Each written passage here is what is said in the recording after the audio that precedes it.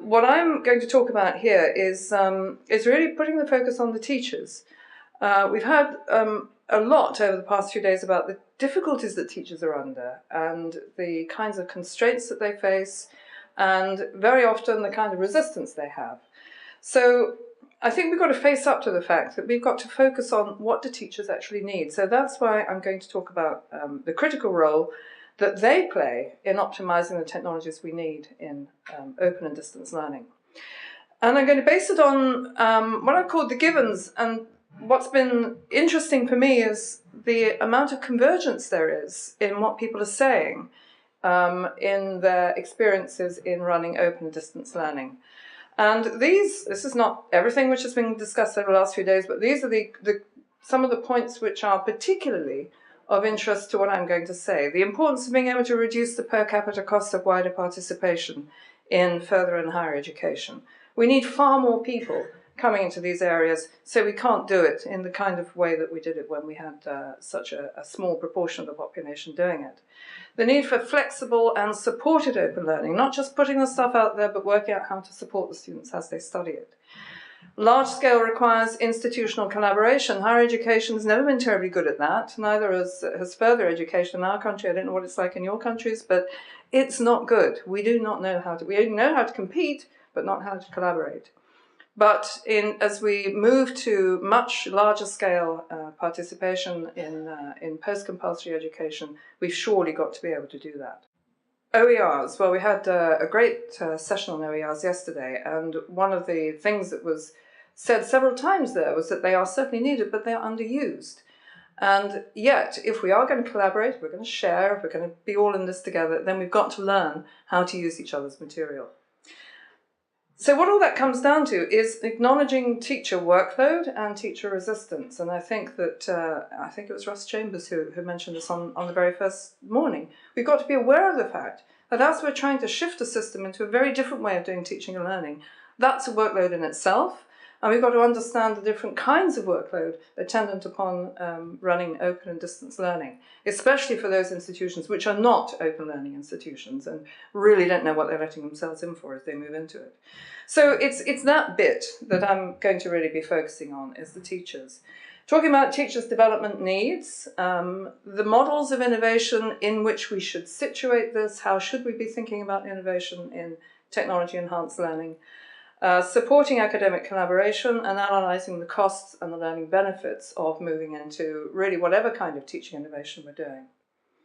So to begin with teacher development in the use of technology-enhanced learning, I think we know enough about what teachers need. They need to have support from their institutions. They need awareness of their own students' capabilities. They need to be doing their own professional development, and to do that they need peer interaction. And we know this from reports in the UK. There's been a nice report from the National Union of Students, which recognised the importance of faculties having innovation funds to be able to support academics. Groni's study of student experiences with technology-enhanced learning said that students are appropriating technologies to meet their own personal individual needs, mixing ICT tools and resources. Students are doing it for themselves anyway. And while it's not important necessarily for teachers to be in there all the time, I don't think we should necessarily be in the social networks any more than we should invade their pubs and cafes as they're chatting.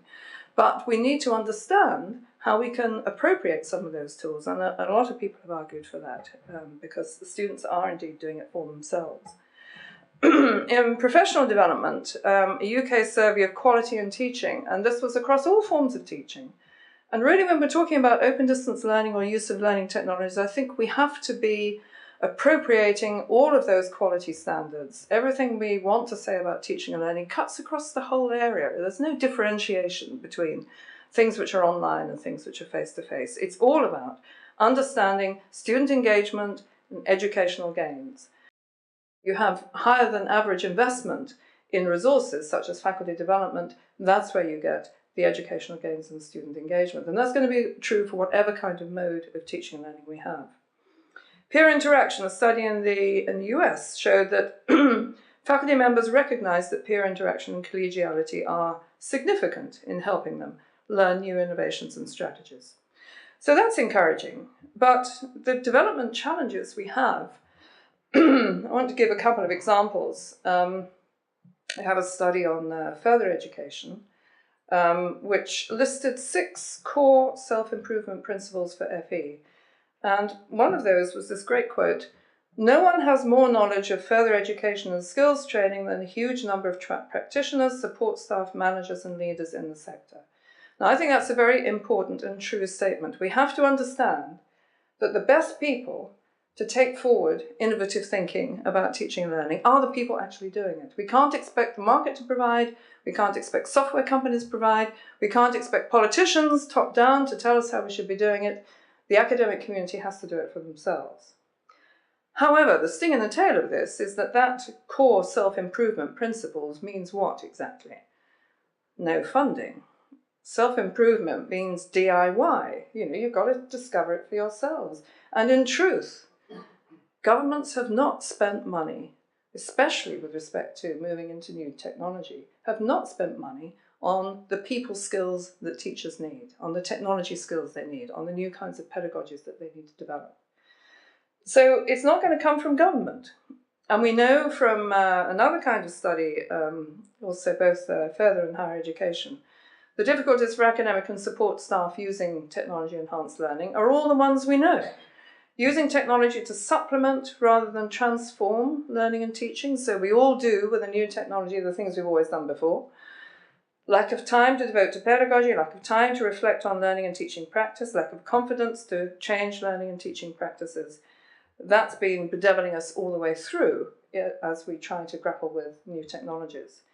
But it's not just in this area. I mean, if you look at any area of innovation in teaching and learning, these studies have concluded that the key factors to change teacher behaviour are the same ones. They need more time, they need more training, they need cultural change, they need senior staff involvement, they need a link to personal reward. It doesn't matter where you look, whether it's schools, higher education, further education, whichever country you look at, it's all the same basic idea. If you're going to make an innovation, you've got to enable the teachers to lead it, drive it, own it, figure it out for themselves. It's no good trying to impose it on them.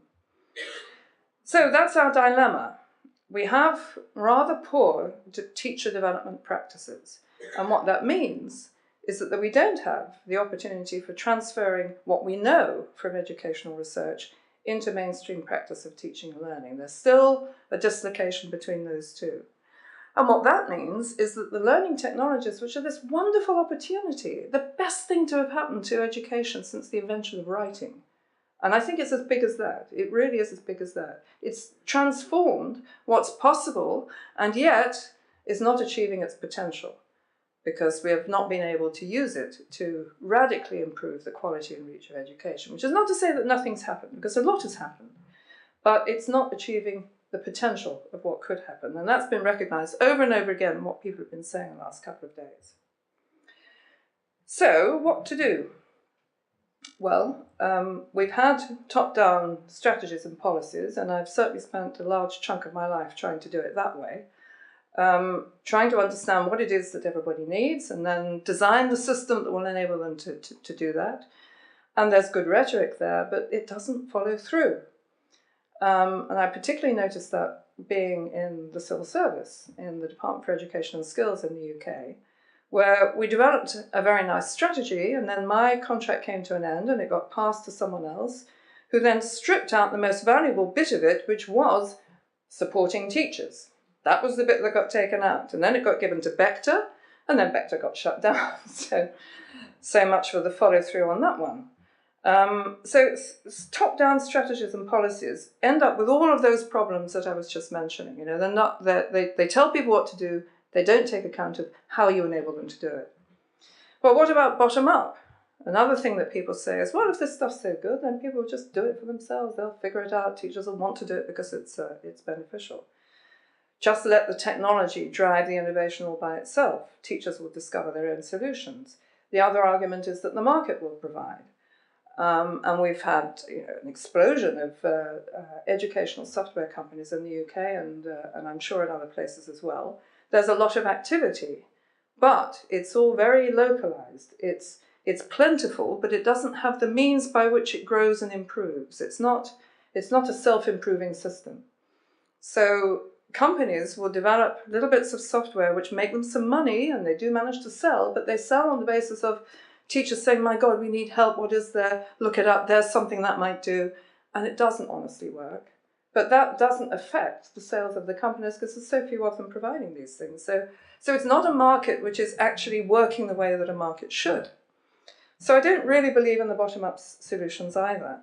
And that means you have to go for a sort of middling compromise, and it is a kind of middle out. It's thinking about this sort of iterative from the top to the middle down and then up again. You need those iterative cycles where it's the professionals, the teachers, the practitioners who are the ones who lead this process. And that we think about this in terms of the scholarship of innovation. We've got to learn from what we know about what counts as a process of innovation in these complex institutions.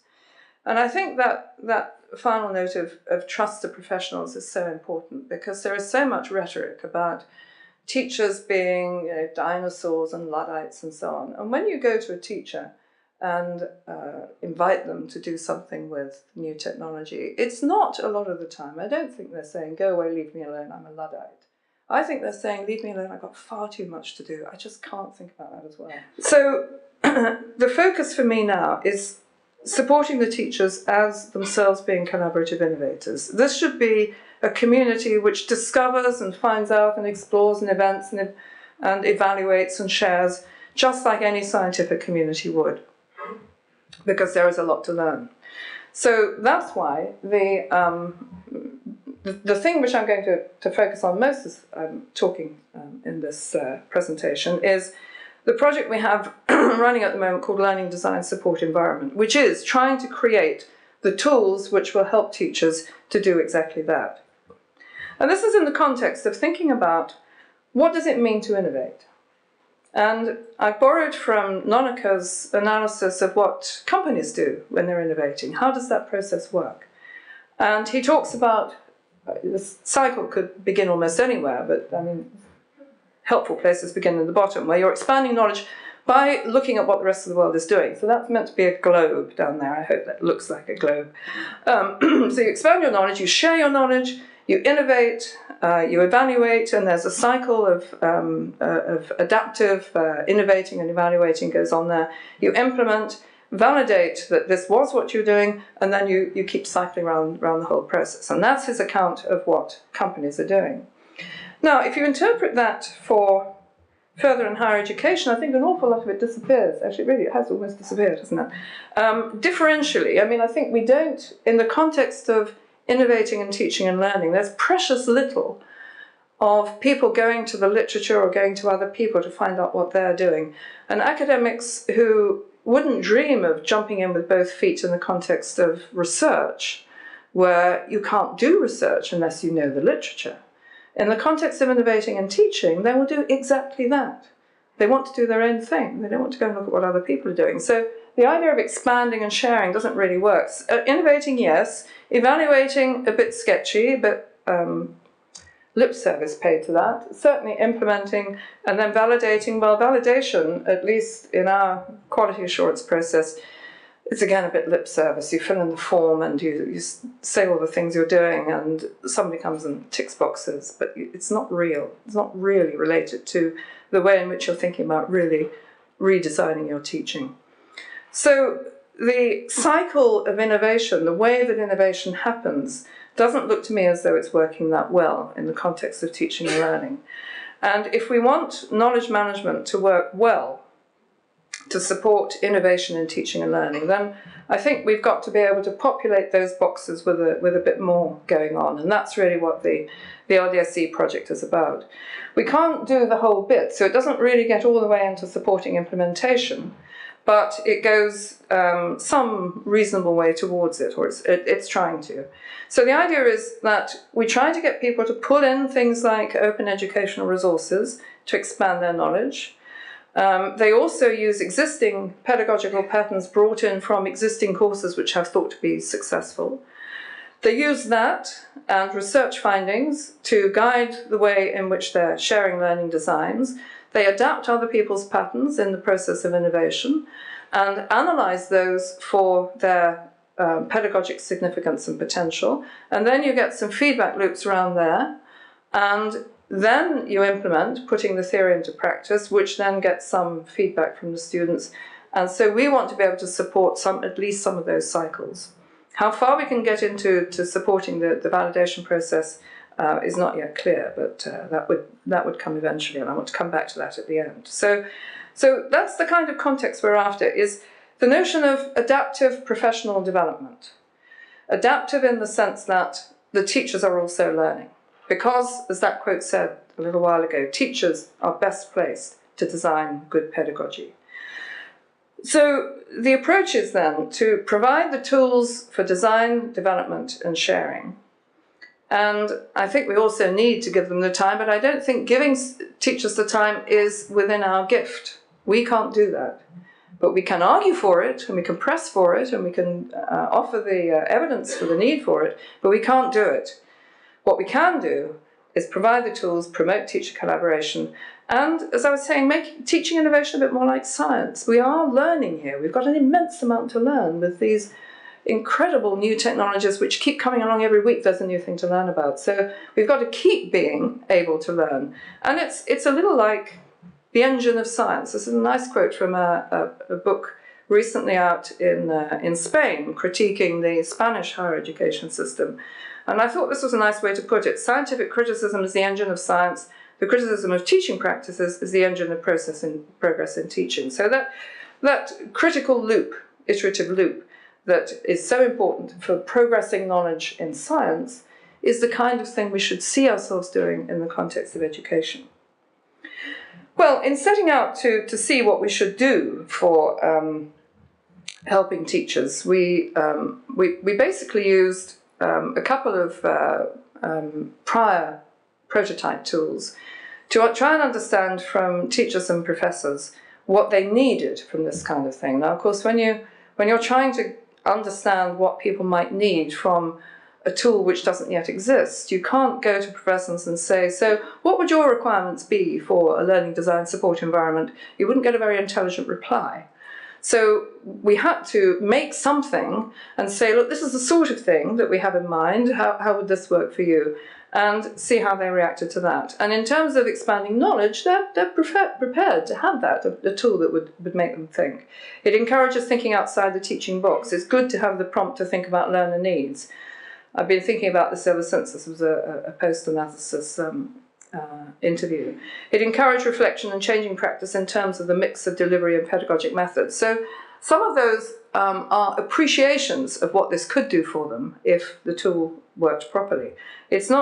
I'm not saying that this is all academic professionals. I'm not saying it's even the average, but there's enough of a community out there that would welcome this kind of thing. And when it comes to the idea of sharing and building on the work of peers, the sort of thing which is so common in research and not in teaching, how do they react? Well, there's clearly a groundswell of recognition, I think. Community needs useful resources that are easily searchable and adaptable. There is a desire to edit and make it yours because your areas of focus will be different. This was one of the things which came up in the OER meeting yesterday. The extent to which people can take something that someone else has made and make it their own. How far can they do that? Because teachers are very close to what they're teaching. It is their knowledge they're trying to get other people to understand. So they're very close to it. It's a very personal thing. There's a sort of increasing need as well in terms of developing a design, to do it as a community practice, to share and critique ideas, to get students' feedback on those. So there are those feelings which make it feasible to try and do what we're trying to do here.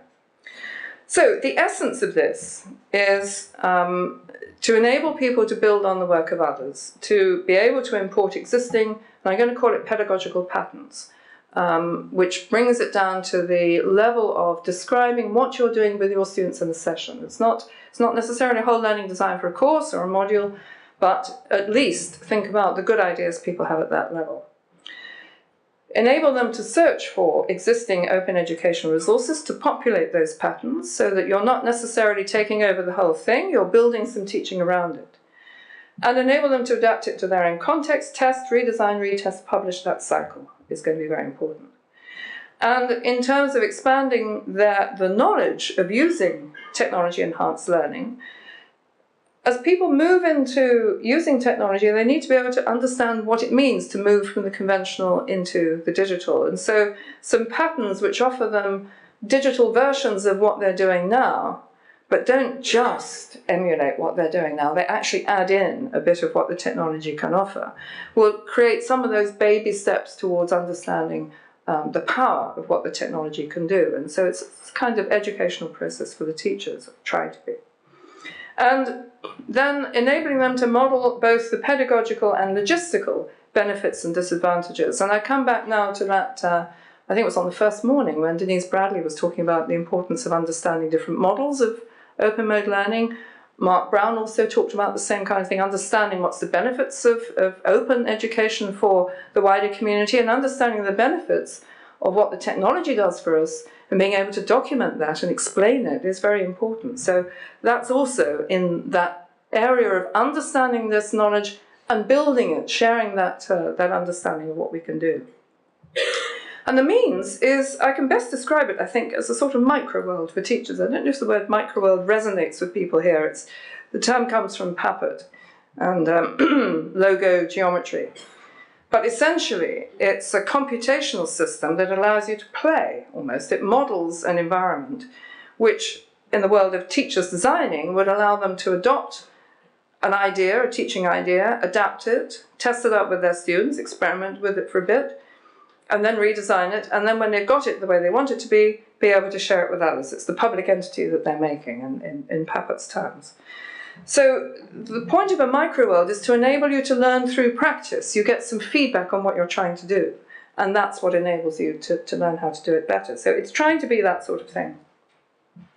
What sits underneath it is a learning design ontology. So we've got to say, what do we actually mean by social constructivism or by connectivism or by learning through practice? What does that actually look like in the activities you're getting your students to do?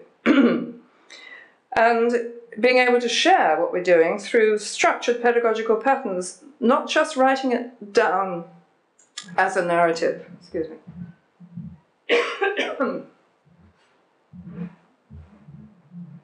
I've got the lozenges and the cough mixture, but I think water's going to go. So the structured pedagogical patterns have got to have a common way of describing what characterizes good pedagogy, and that's the bit I want to come to next. And the technical part of it is going to be a self-configuring system, which, because it's got that articulation of what a learning design is, can build, as patterns come into the system, a library of those and enable people to find it. And it can also offer advice on what's similar or what's a tell version of a conventional version and so on, if it's got that knowledge articulated. And that's what's going to allow us to represent a developing community knowledge base. Well, I'm not going to be able to have time to go into exactly how the technology works, but I hope at least I can give you a sense of what the micro-world would be like and what sharing pedagogical patterns would be like. So the pedagogical patterns, then, this is an attempt to describe the principle of a different way, slightly different way of doing it than we've had up to now. We've got a lot of projects have developed learning designs and pedagogical patterns and have used some kind of structure to do it. But what we're trying to do here is to characterize the nature of the pedagogy, find the pedagogy and pass that on.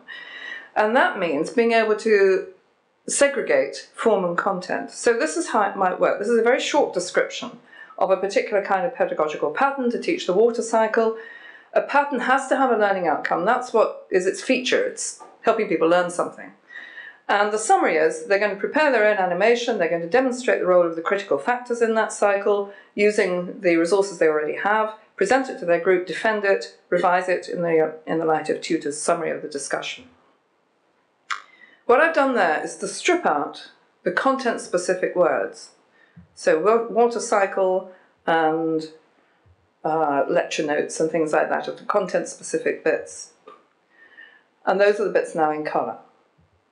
Now, what that means is that we should be able to pass on all the black bits, which are the critical pedagogy, to an entirely different content area. So I've taken the water cycle system and I'm teaching using a search engine. And what that means is they're using slightly different things in order to do it. They're using, instead of their lecture notes in the book, they're using the library guidelines to look at this. So that's trying to see the ways in which we can identify where's the pedagogy that could pass on. The content bits are incidental. We don't need to pass those bits on, and they're going to change from one to the other.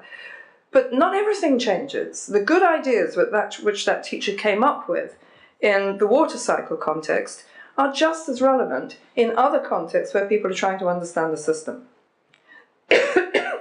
So the black text is the pedagogy, the coloured text is the content-specific stuff.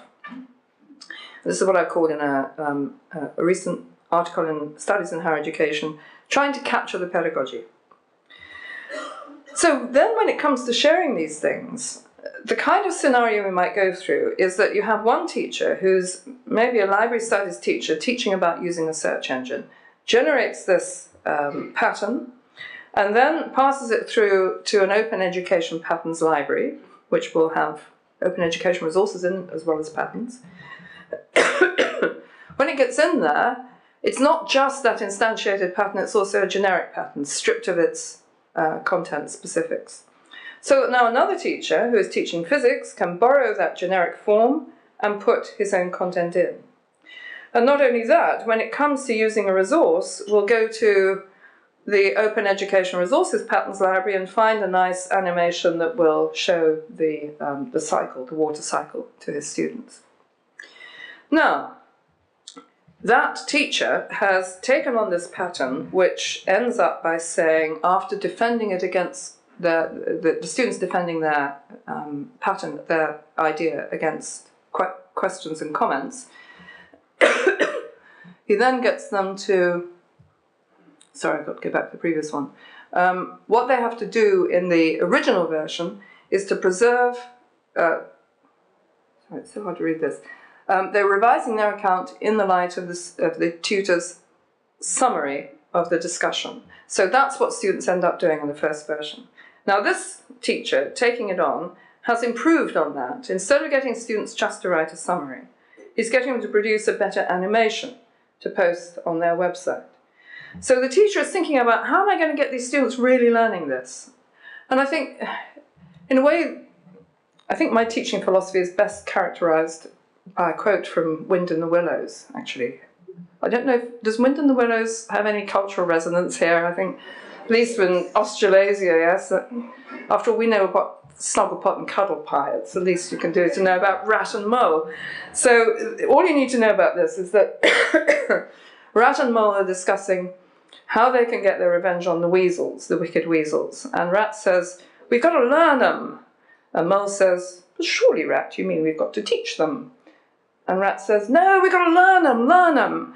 And that's what I feel about teaching. It's really getting in there and figuring out how you're going to help them get this idea. It's much more active than facilitating learning, which just sounds a bit kind of wimpish somehow. So that's what this teacher is doing, is saying it's not enough to just get them to summarize what happened. Get them to collaborate to produce a better animation. That'll really get them thinking. You know, that's the kind of thinking that you want to be able to pass on to somebody. So, so this teacher, now having improved on that pattern, posts it back to the library. And not only that, his students have been able to produce a better animation, so why shouldn't that go back into the Open Education Resources Library for other people to see? And the original teacher has now got an improvement on the pattern that she submitted. So that's the sort of thing I mean by enabling teachers to become like scientists. This is the equivalent of the academic journal, where you don't begin your teaching by just launching in there with an idea. You look at what other people have done, but it's got to be terribly easy to do that. It's not honestly terribly easy to do that at the moment. And then you take it on, you experiment with it, you improve it, and you give it back to the community. That's how we build knowledge. So education as a learning system means that teachers have got to be able to learn by doing. And everything that we say about how important it is for students to collaborate and debate and share ideas and go into a connectivist mode or social constructivist mode, to learn by doing, to learn through practice. If teachers are learning here, which is what they are doing, they've got to have all of those tools as well. So all of those computer-supported collaborative learning environments we create for teachers, for students, should be there for teachers too. They collaborate on form, the pedagogical patterns. That's where their idea is, that's where it's held.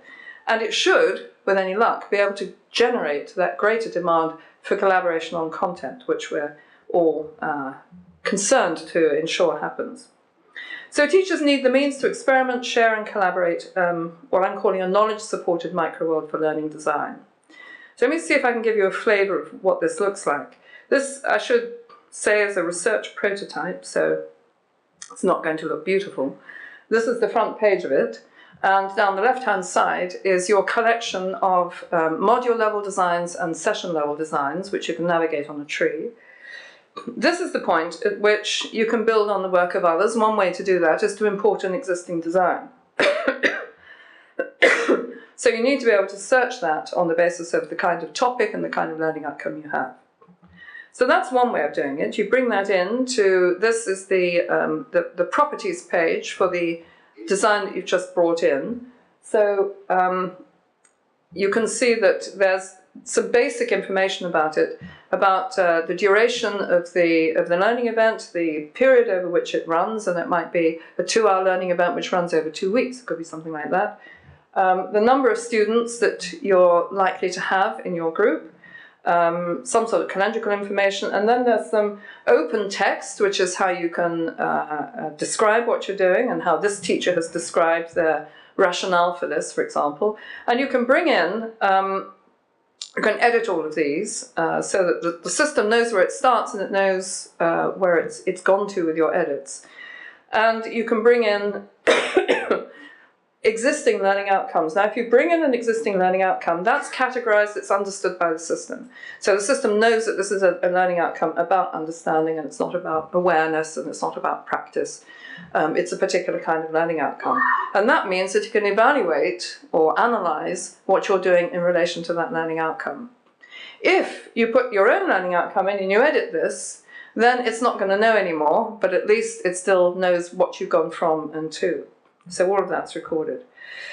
Then the representation, we're still messing around with different ways of representing, but it's going to be a timeline representation of some kind. And this is time going on the horizontal dimension.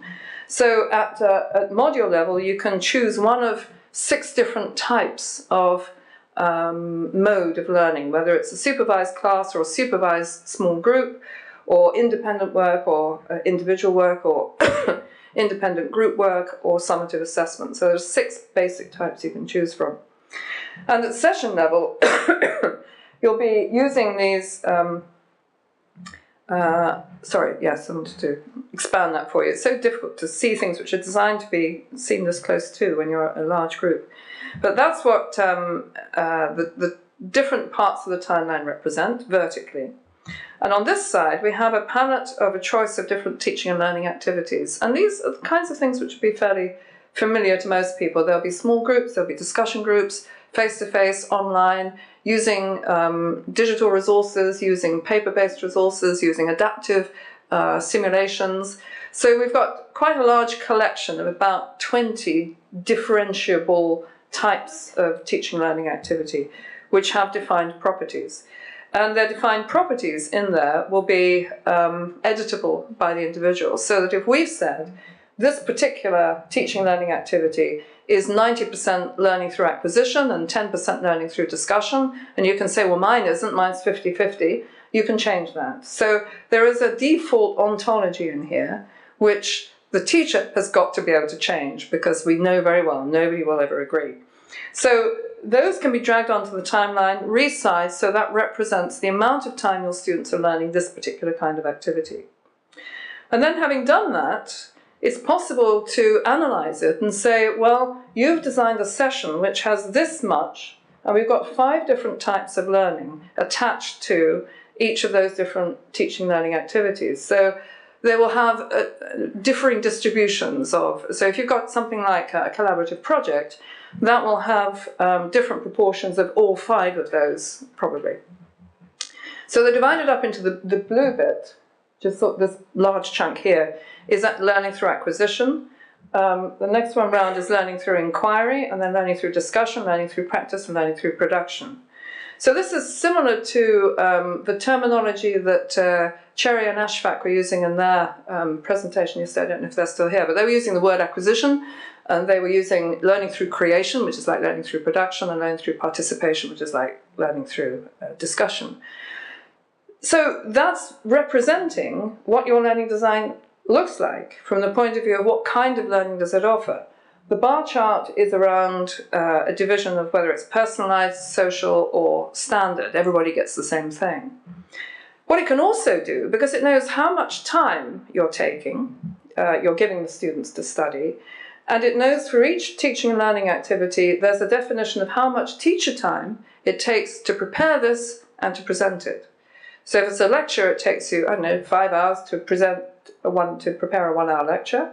So that'd be 5 and 1. Another teacher might come along and say, it takes me twice as long, or it takes me half as long, and change it. For something like marking essays, there will be a representation of teacher time which is dependent on how much time they spend on each learner. So that if you've got 50 learners, it'll be able to calculate it's going to take you 50 hours or whatever. And if you've got 3 learners, it'll only take you 3. So it'll do that calculation for you. So the properties of each of those TLAs are known to the system in a way that enables it to give you some feedback on what you've done. What that means is that you're able to have a sense of what the learning experience and the cost of teaching is. So it's beginning to give us a way into looking at both the pedagogical benefits and the time costs of the teaching. And that's the kind of analysis we've got to be able to do if we're going to understand these different delivery models. Now, the numbers in there are default numbers, and who knows what they really are, and they're going to be different in every context, so that's why they've got to be editable. This is where it comes from, and I can't, this is the original spreadsheet that represented it, so all I can do really is give you a rough idea of this, because now that it's being built into the system, it's even more difficult to represent because of the way in which computer scientists represent what they do. But basically, all of those different kinds of teaching learning activities are listed there. We've got 2 different models here for comparison. We've planned a distribution of learner hours across all of the different activities for the first one, and those tend to be conventional activities. So there's only some of them have learning hours attached to them. Then we're looking at redistributing those learning hours across some technology-enhanced learning methods, and that's the second model. And under here, you've got the means to define the teaching learning activities. So that's where you say, all right, we're going to change it from lectures being 90% learning through acquisition to 50%. It's where you put in the group size that you have for each one. So whether you've got 50 students or 5 students doing a particular collaborative activity is where that would go. And the teacher times are where for each one you specify how much time it takes to prepare and to present. And that's what enables it to produce those calculations. So as you change the amount of teaching time, the amount of learner time you're spending on a particular activity, all of those charts and things change. What's under here is the representation of teacher time for the first run, the second run, and the stable state.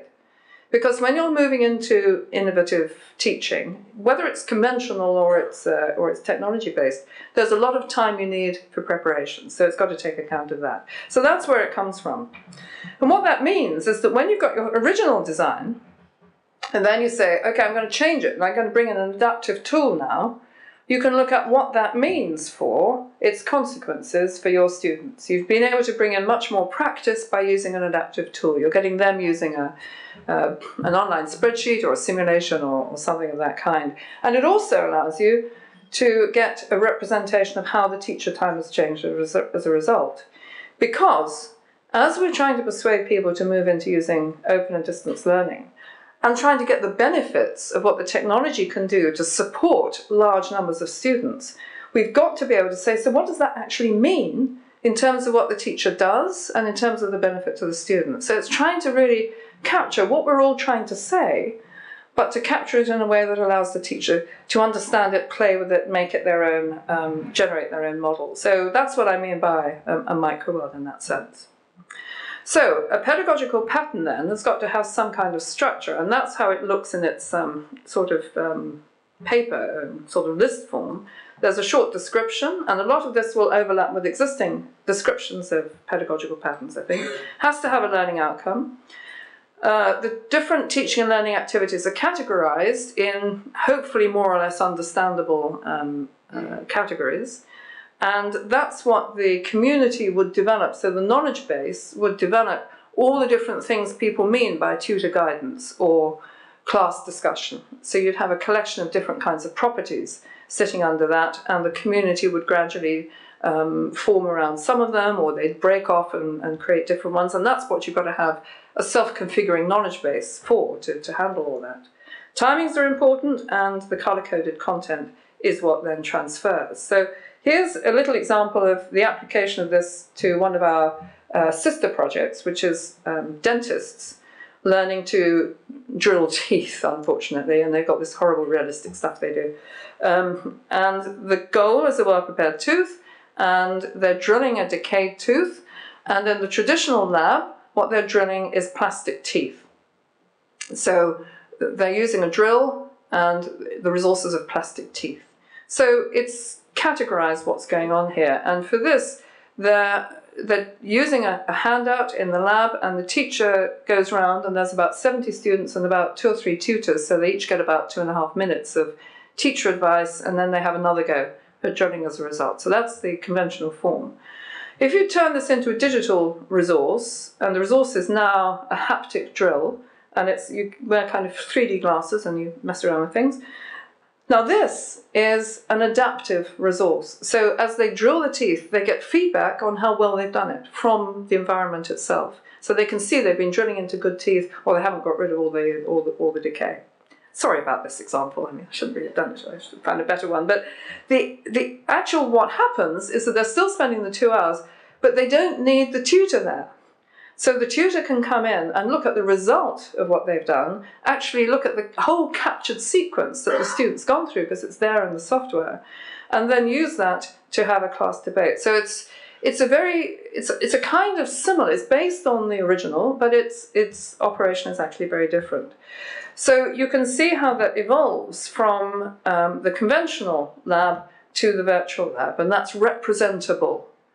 And the kind of, if we're really clear about what we have to say about the value of new technology, we've got to be able to say something like that.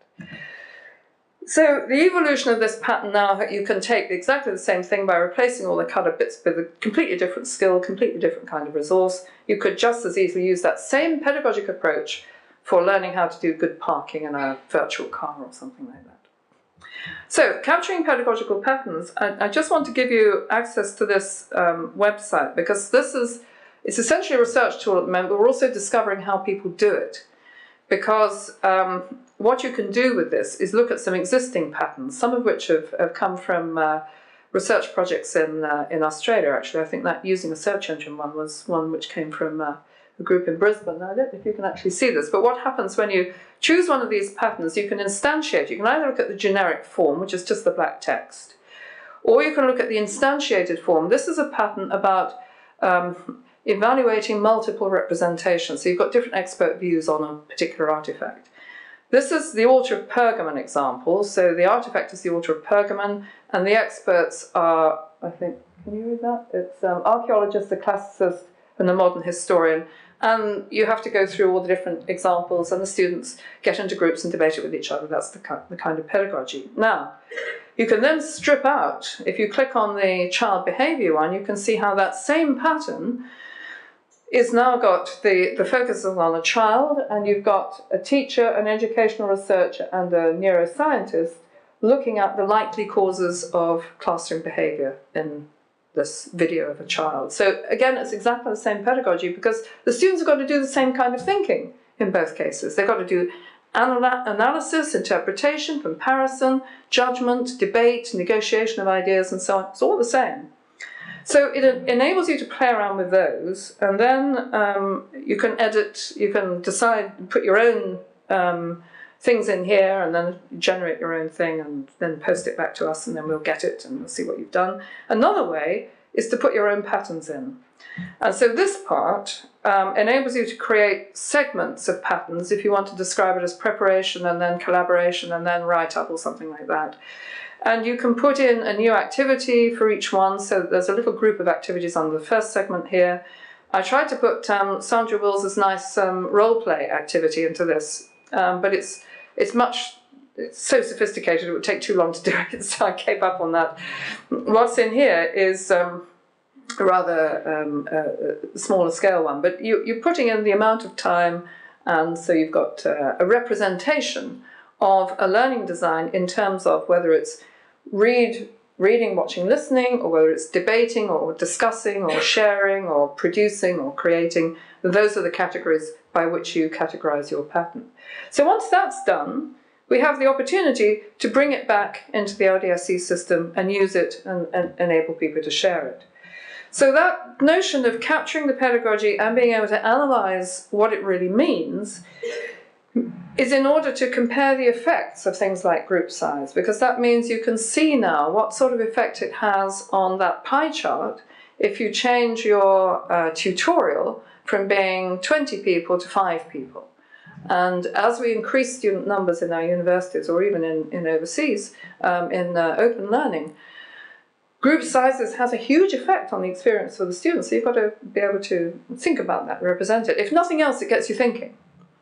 You can look at alternative teaching methods, you can look at use of TEL, you can look at the learning experience, teacher time, and the idea is to focus attention on the quality of the learning design and the most appropriate use of the technology. So we model the benefits and costs. So to round up, what this would mean then is that if we have this conceptual model of innovation, which we can begin to seed with this little project, and by inviting people into that website and capturing your patterns and sharing them, then we hope that we should be able to create more of a community of building that library, of building the knowledge, of evaluating and sharing learning designs, implementing those in courses, and then actually the institutions getting involved in validating such courses. And then you've got beginning to get that cycle of innovation we need. But that's bigger than the LDSE project. We can't do all that. But the project it could be is the dehub project. Because I think what you've got here is a number of different universities. So all doing the same kind of thing, all recognize the same kind of problems, all recognize the need to share and collaborate. And the tools to do it, if we don't quite have them, and if we can begin to work on shaping this to being what you need as teachers and researchers and proselytizers about open education and distance learning, then we begin to get somewhere. Then we begin to grow that common knowledge, build the knowledge about what we're all doing. So just to summarize, I think we also need to learn by doing, and we need to help the teachers do that with these kinds of tools. Teachers themselves need to become that collaborative community of experts rather like scientists. For that, they need the tools for designing and sharing, and I think we need to create more sophisticated ones. Part of the core of that is the idea of structured pedagogical patterns which enable us to exchange those ideas. It's not enough to exchange texts and narratives. We've got to be able to capture the essence of that pedagogy in some more formalized approach. And using that huge plethora of resources, open education resources, which already exist in digital libraries and the open education resource community.